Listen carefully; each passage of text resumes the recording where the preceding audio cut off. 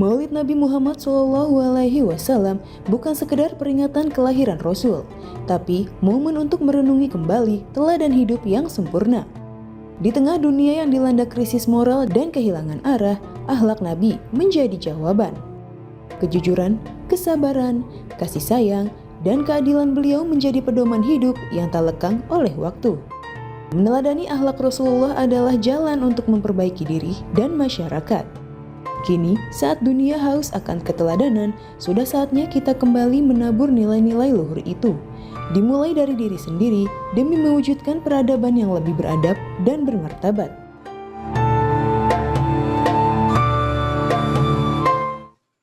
Salatullah salamullah ala toha rasulillah. Salatullah salamullah ala yasin habibillah. Salatullah salamullah ala toha rasulillah. Salatullah salamullah ala yasin habibillah. Sallu ala Nabi Muhammad sallallahu. A'udzubillahi minasyaitonirrajim. Bismillahirrahmanirrahim. Assalamualaikum warahmatullahi wabarakatuh.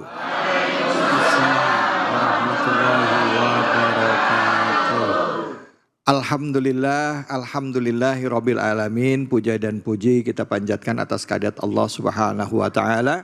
Tidak lupa kita berikan salawat dan salam kita kepada junjungan kita manusia yang mulia Nabi besar Muhammad sallallahu alaihi wasallam beserta keluarga, sahabat dan umatnya yang setia hingga akhir zaman.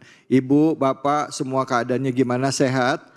Alhamdulillah. Nggak terasa kita sekarang masuk di bulan Maulud, bulan kelahiran Nabi kita, Nabi besar Muhammad sallallahu alaihi wasallam. Ramai di pelosok bumi, di bumi Nusantara, orang mengingat peristiwa besar kelahiran manusia yang mulia Nabi besar Muhammad sallallahu alaihi wasallam. Bahkan tidak jarang di berbagai tempat juga mengingat apa saja perjalanan dalam perjalanan hidup beliau yang dikerjakan, penderitaan yang dialami, bagaimana kesabaran beliau menghadapi permasalahan hidup, dan bagaimana perjuangan beliau menjalankan syiar Islam sehingga akhirnya dari masa kegelapan menuju ke masa yang terang benderang. Seperti juga kita bisa menikmati dan juga menjalankan kehidupan lebih baik dalam hal ketakwaan, dalam hal tauhid yang diajarkan oleh Nabi Muhammad sejak zaman dahulu hingga sekarang sudah 1400 tahun lebih bisa kita nikmati di zaman sekarang. Bu, cinta Nabi? Pak? Pak? Lemes amat ini bapak-bapaknya. Udah pada makan siang belum ini? Jujur banget ya. Ya, yang jelas kita hari ini hari istimewa di mana kita mencoba untuk meneladani akhlak seorang Nabi Muhammad sallallahu alaihi wasallam, manusia yang mulia yang menjadikan kita sebagai hambanya dan menjadikan Nabi Muhammad sebagai tuntunan dalam kehidupan kita. Dengan tema kita yaitu meneladani Rasul, menabur akhlak mulia di tengah krisis moral. Dan untuk itu ayat yang akan kita kaji yaitu dari surah Al-Ahzab ayat 1 hingga ayat 5. Dan untuk kesempatan bersama sudah hadir bersama-sama dengan kita yaitu guru kita Al-Habib Al-Mukarram Habib Nabil Al-Mursawa. Untuk itu kami persilakan. Silakan Habib, fadhal. Baik. Bismillahirrahmanirrahim. Assalamualaikum warahmatullahi wabarakatuh. Waalaikumsalam warahmatullahi wabarakatuh. Alhamdulillah wassalatu wassalam ala Sayyidina Rasulillah Sayyidina Muhammad ibni Abdillah wa ala alihi wa sahbihi wa mawalah, amma ba'd. Ibu-ibu sekalian, bapak-bapak sekalian, anak-anakku sekalian, baik yang di Masjid Al-Muhajirin maupun juga yang menonton di rumah, tidak lupa Dr. Runa, Dr. David.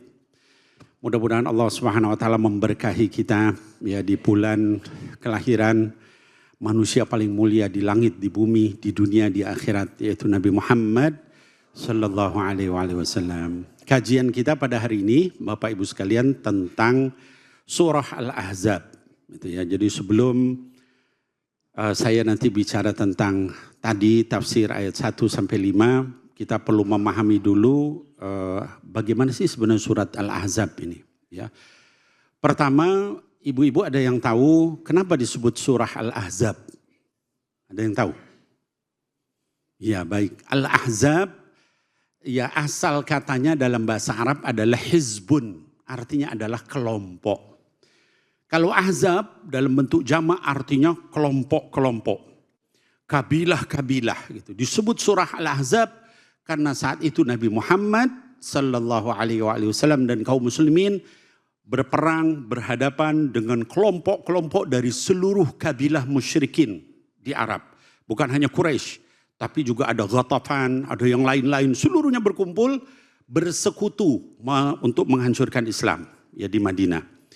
Nah maka disebut surah Al-Ahzab, artinya adalah sekutu-sekutu. Gitu ya. Nah kemudian surah ini juga para ulama menyebutkan ya nama di antara namanya selain Al-Ahzab juga disebut Al-Fadhihah. Al-Fadhihah itu artinya yang menyingkap, yang menguak. Kenapa?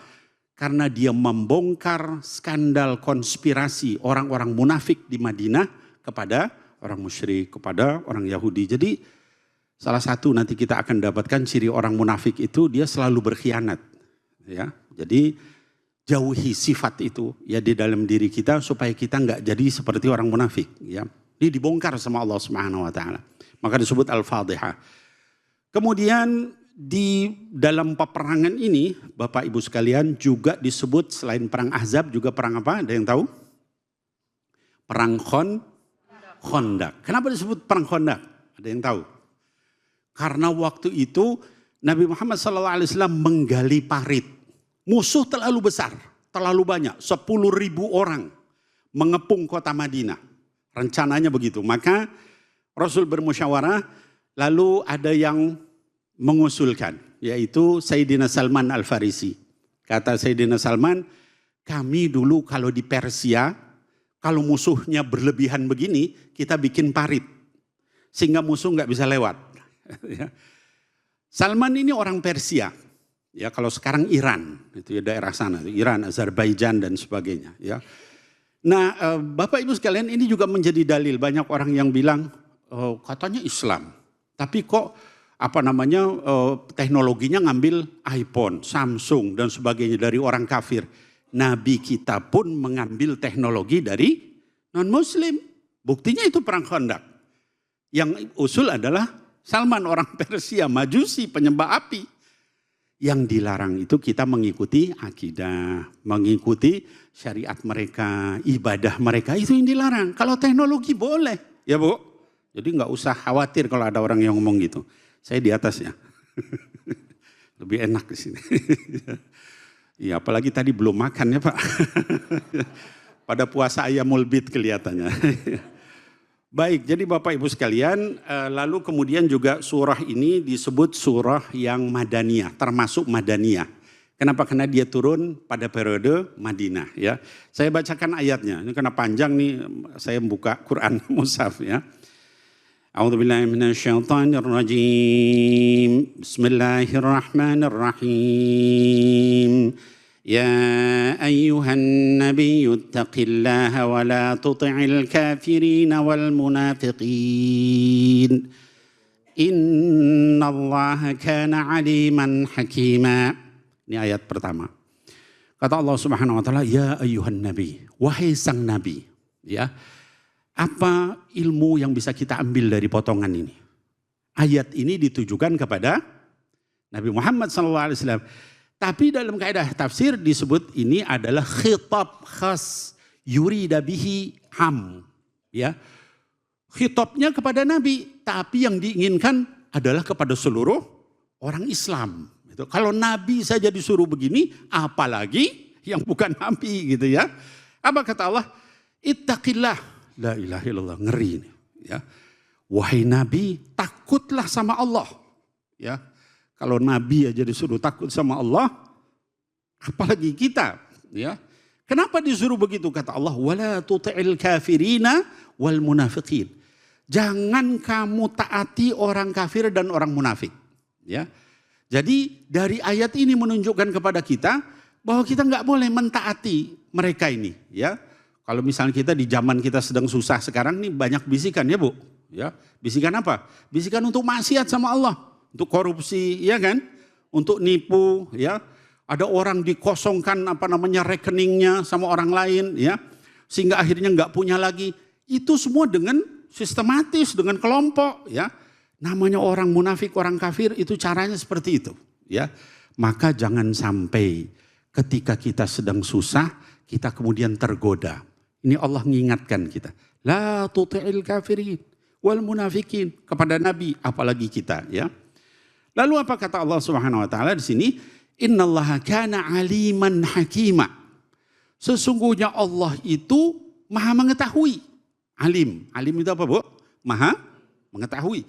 Kemudian hakima, maha bijaksana. Kenapa begitu? Bapak Ibu sekalian, ini coba kita perhatikan. Waktu itu Nabi Muhammad SAW itu diancam dengan gabungan seluruh kabilah Arab, ya, musyrik, Quraisy, Ghatafan dan lain-lain. Di belakang orang Yahudi, Bani Quraidah mengancam akan membunuh Nabi SAW. Dalam keadaan terjepit seperti itu, orang-orang munafik menunjukkan gejala-gejala aslinya. Ya, mulai main mata dengan Yahudi, main mata dengan musyrikin.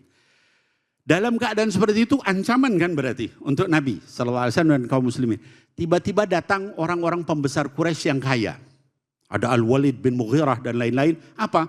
Datang ke Madinah menawarkan setengah harta mereka semua untuk Nabi Muhammad SAW. Asal Nabi Muhammad SAW berhenti dakwah. Ya. Di satu pihak ancaman, ya, peperangan, di lain pihak rayuan, godaan. Ya. Sehingga Nabi terdiam waktu itu. Lalu turun ayat ini. Ya ayuhan Nabi, wahai Nabi, takutlah kamu sama Allah. Jangan kamu ikuti orang kafir dan munafik itu. Artinya apa buat kita? Jangan kita ikuti walaupun kita digoda atau kita ditekan. Kalau untuk melanggar hukum Allah. Ini lagi zaman susah nih ya. Jadi kita perlu tahu. Lalu kemudian dikatakan di sini, wattabi' ma yuha ilaika min rabbik. Maka kamu ikuti saja apa yang diwahyukan sama Allah. Tadi kan dikatakan innallaha aliman. Kamu dapat argumentasi orang kafir itu pintar segala, mana lebih pintar dari Allah, kata Allah. Aliman. Allah lebih pintar. Kamu misalnya ya tapi kan Bib ini harus bijak, harus arif. Mana lebih bijak dari Allah? Kata Allah. Hakimah. Itu teguran luar biasa ya. Dan ikuti apa yang diwahyukan Allah kepadamu. Innallaha kana bima ta'maluna khabira. Allah tuh tahu apa yang kamu kerjakan. Mereka datang sama kamu, merayu kamu, mengancam kamu, tuh Allah tahu. Kalau kita sekarang, Bib, saya ini lagi susah Bib. Ini debit kolektor datang terus. Allah tahu. Ya. Tapi jangan kita maksiat. Allah yang nyelesain kok. Ya, apa kemampuan kita? Nggak bisa itu ya. Kita maksiat juga belum tentu berhasil. Gitu ya. Nah kemudian kata Allah, wa tawakkal 'ala Allah wa kafa billahi wakila. Dan tawakallah kamu, wahai Nabi Muhammad SAW, kepada Allah. Kita disuruh tawakal Bu. Apa itu tawakal? Menyerahkan kepada Allah. Artinya apa? Kita doa khusyuk terus. Usaha keras terus, jangan berhenti. Tapi hasilnya serahkan kepada, kenapa? Karena dia adalah haliman hakimah. Lebih tahu daripada urusan kita semua. Bib, saya lagi begini. Allah tuh tahu, lebih tahu dari ibu, lebih tahu dari saya. Dampaknya bakal gimana? Allah lebih tahu. Ya. Nah maka sama Allah disuruh begitu ya. Tawakal kepada Allah. Nah kemudian di ayat 4-nya kata Allah, ma ja'alallahu lirajulin min qalbaini fi jawfi. Allah enggak menjadikan dua hati dalam diri satu orang. Ini ada orang yang ngaku-ngaku dia ngerti Islam, dia ngerti juga musyrik ya. Sama Allah dibantah.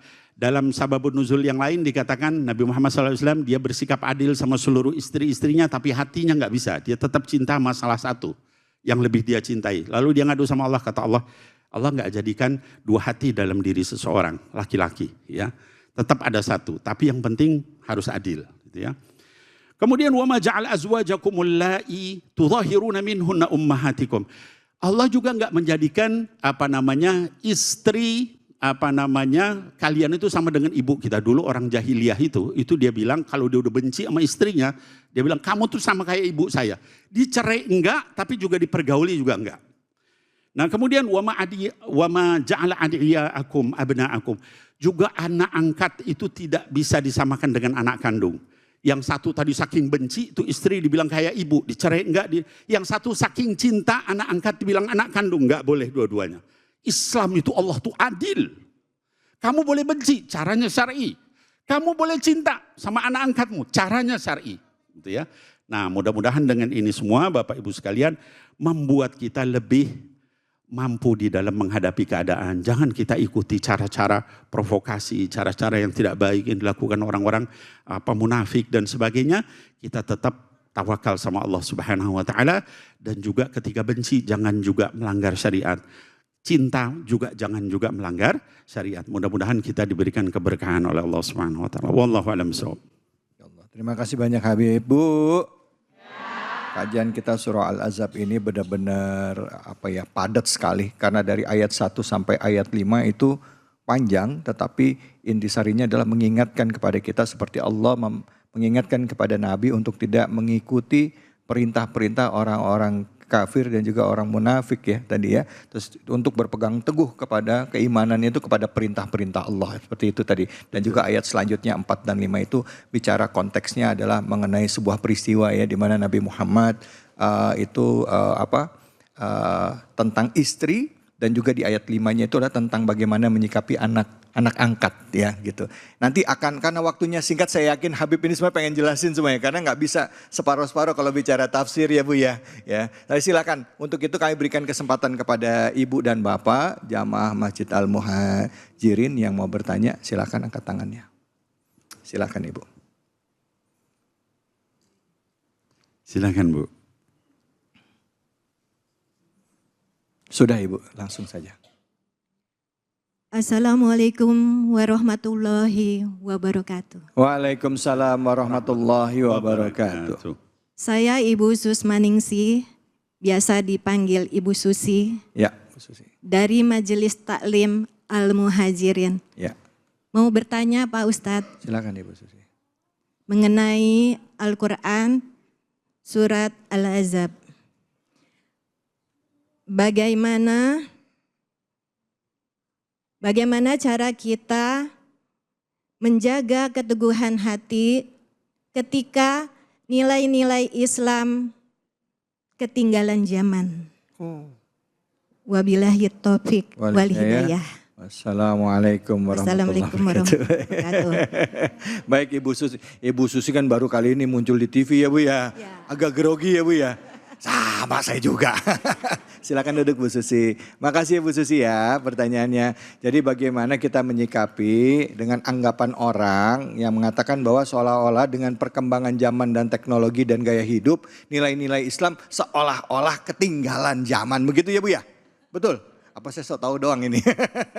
Silakan Habib, silakan dijawab ya Habib. Iya baik, bismillahirrahmanirrahim. Ibu Susi yang bertanya maupun juga mewakili ya Bapak Ibu sekalian yang lain baik di ruangan ini maupun juga di berbagai daerah di Indonesia, Cahaya Hati Indonesia.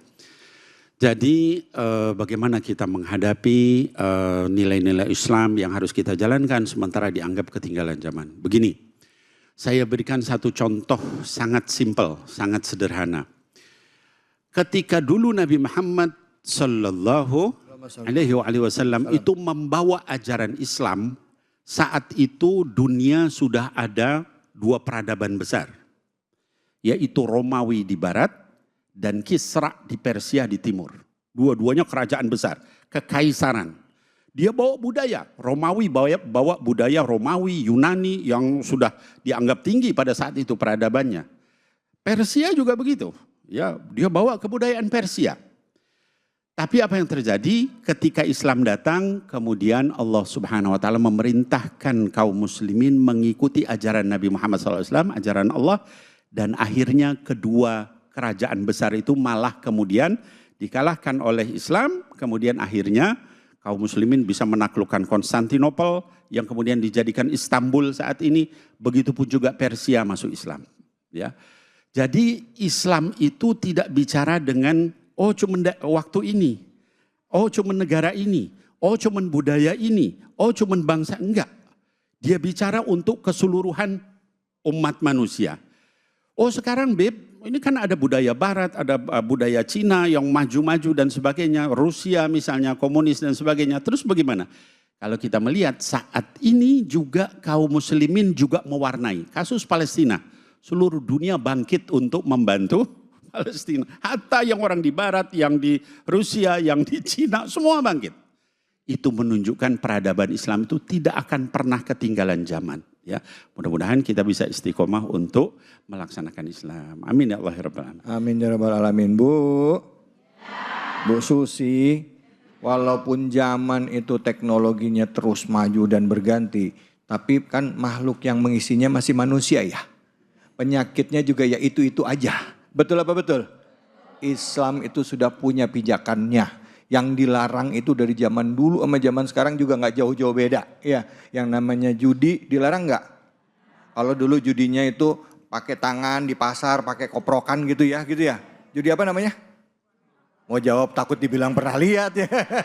Sekarang judol, judi online. Intinya mah tetap judi ya. Begitu juga yang lainnya. Tapi Islam memberikan pijakan yang dasar dalam akhlak. Makanya di dalam salah satu hadis dikatakan Rasulullah ditanya gitu, Madinu apa agama itu? Yaitu jawabannya adalah ahsanul atau husnul khuluq, yaitu akhlak yang baik. Makanya innama bu'itsu lil utamima makarimal akhlak. Nah, nanti kita akan kaji lebih dalam sama guru kita. Habib tadi udah jelasin bagaimana Allah mengingatkan Nabi dan perilaku Nabi ya, dan juga apa yang dilakukan Nabi terhadap umatnya pada saat itu. Jangan kemana-mana, tetap di sini di Cahaya Hati Indonesia.